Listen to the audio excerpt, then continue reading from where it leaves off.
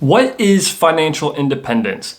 Thanks largely to an education system that teaches us pretty much nothing about how to handle our personal finances, I didn't really know the answer to this question up until recently. When I was younger, all I really knew was that you had to save up your money.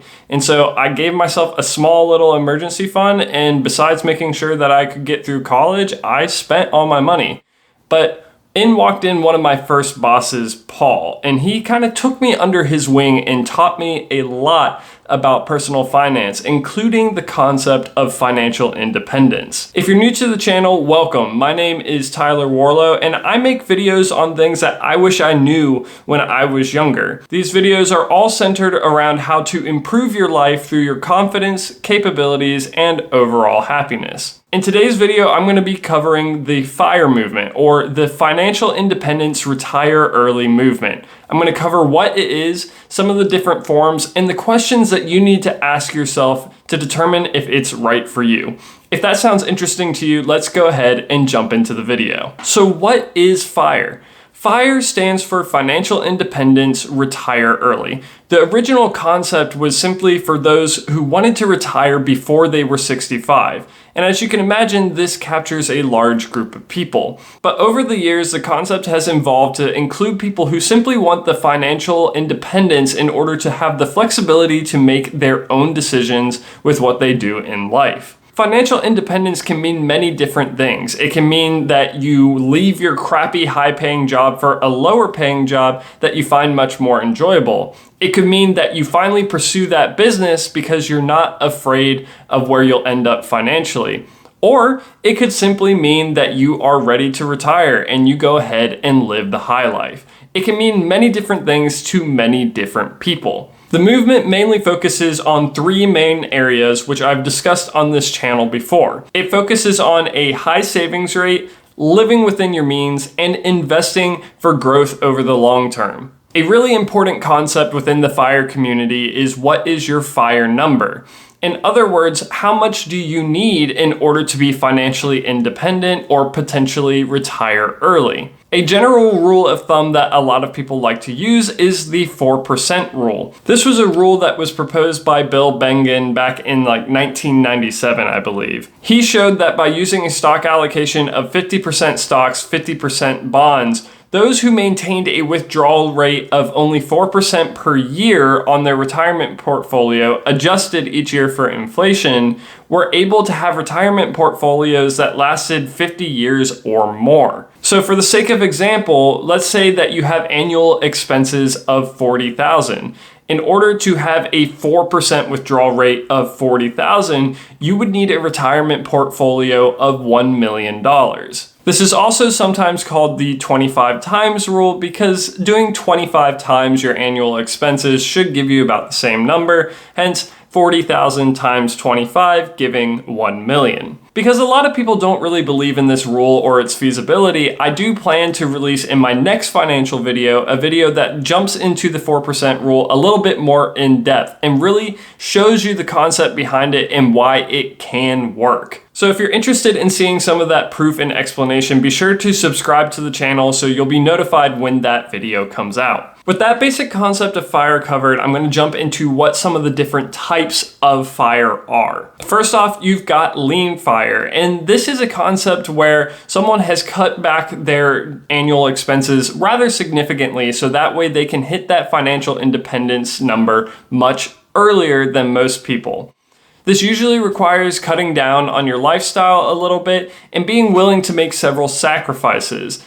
But a lot of people are willing to do this for the flexibility, that financial independence, and the option of retiring early. Next up, you've got Coast FIRE. The concept of Coast FIRE is that you invest incredibly aggressively on the front end of things, to the point where you get your portfolio to the point where the effect of compounding interest will be able to do the rest of the work for you until you get to retirement. These aren't real numbers, but for the sake of example, let's say that you want to retire at 65, the standard age, but you invest incredibly aggressively up until the point that you're about 40. At that point, you no longer invest any more because you've invested enough and there's been enough growth in your portfolio that the growth is able to do the rest on its own and get you to the retirement number that you want by the time that you're 65. What this does is then open up the money that you have previously been investing for you to be able to use however you would like. Next up, we've got Fat Fire, which is really the same concept as regular fire, except this is for someone who really wants to be able to live a more luxurious lifestyle. So this is someone who might want to be able to do pretty much anything they want, such as traveling, going out to nice restaurants, going out to concerts as often as they want, and not really ever having to worry that much about what their annual expenses are. They'll have to stay within a certain thing, but it's such a large number that they don't have to think about it nearly as much as someone who may have done lean fire. This is usually an option that takes longer to achieve because you've got to hit a much higher number than those who are doing regular or lean fire. Next up, you've got the concept of barista fire, which is getting yourself to a point of financial independence where you are able to do a different job that has either lower pay or more flexibility rather than your standard 9-to-5 job. A lot of people like this option because a lot of people don't really see them as someone who can't do any work at all. They would just like the option of being able to have more of their own free time to do the things that they like and enjoy. So they get themselves to a financial independence number where they can leave their 9-to-5 and still feel comfortable with where they are financially, but they still work a job in order to keep themselves somewhat occupied, or it's something that they just enjoy doing. Finally, you've got cash flow fire, and that is that you've reached the point of financial independence by creating multiple streams of cash flow. This can be through things such as rentals, an actual business, or investing in something like dividend stocks. But the idea is that you create multiple streams of cash flow that then are able to cover your expenses. That way you are able to retire early and just live off those cash flows. So now that we've got all the different types of fire covered and you understand what financial independence retire early is, how do you know if it's really right for you? And the best question to ask yourself is actually a concept that was founded by Ramit Sethi, and that is you need to ask yourself what your rich life looks like. You need to start asking yourself actual questions so you understand what would actually make you happy. Because if getting to a certain number was really what made people happy, you wouldn't have millionaires that are feeling extremely unhappy with their life. You wouldn't have people who reach their millionaire number and then keep chasing the next dollar. You have to define what's important to you and what looks like a rich life to you. Ramit does a great job breaking this down in his book, I Will Teach You to Be Rich, so I highly recommend that for anyone who's interested. But some of the questions that you should ask yourself are things like, how many hours a week do I want to work? What are the things that I want to be able to do outside of work? Where do I want to live and why? How do I want to feel? What are things that I would like to have within my life? What's important to me? What is not important to me? Getting crystal clear on these questions is going to help you to determine what financial independence looks like to you. Then you can align these goals with an amount of money rather than chasing an amount of money, reaching it, and then trying to figure out what to do with that. Just chasing a number really commonly leads to burnout because people don't really understand why they're doing what they're doing. And in the long run, it ends up making them unhappy because they'll end up sacrificing things that they never wanted to sacrifice in the first place just for the sake of hitting some special number. By getting clear with yourself as to what's important to you and what financial independence looks like for you, you can have something that you can actually aim for and understand why you are aiming for it. Which brings us to the next question. You need to ask yourself, why do you want financial independence? Why is this something that's important to you? For me, it comes down to one simple thing. When I was younger, my dad was a bartender and my mom was a teacher. And unfortunately, raising 4 kids, that's not a whole lot of income. So my dad typically had to work some pretty late nights. This unfortunately resulted in sometimes my dad had to miss some of the events that me and my siblings were doing. And I remember how that felt. I don't blame him at all, especially knowing the situation, but I remember how it felt as a kid not getting to see my dad there. And that is something that I never want for my own children. So that's my why behind my financial independence.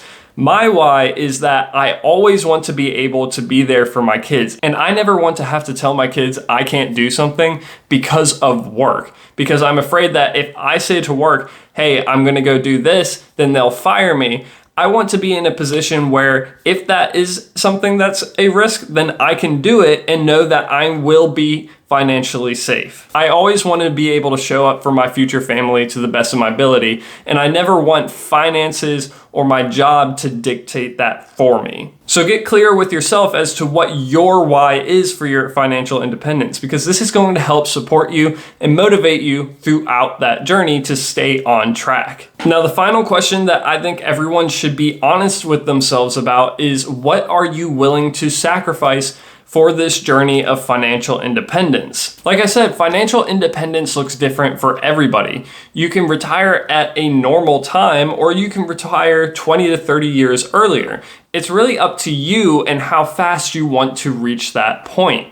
So get real with yourself and get honest and say, what am I willing to give up in order to reach this goal? If I want to reach it soon, then I better be willing to cut back on a lot of things. This is going to go back to the first question, where you need to define your rich life so that way you can understand what it is that you're willing to let go of. I heard someone say this on a podcast once, and unfortunately I don't remember who it was, so let me know if you happen to know. But they said, you can have anything you want, you just can't have everything. And I think that concept is really true. If you try to go for everything, then you're going to have a really hard time reaching financial independence, because you're not really going to know what's valuable to you, and you're constantly going to be spending money. Versus if you get real about what's really important to you, you can know what you're going after and you can let go of the rest. But that's going to bring us to the end of today's video, y'all. I hope that you found the information in today's video to be helpful or informative. If you did,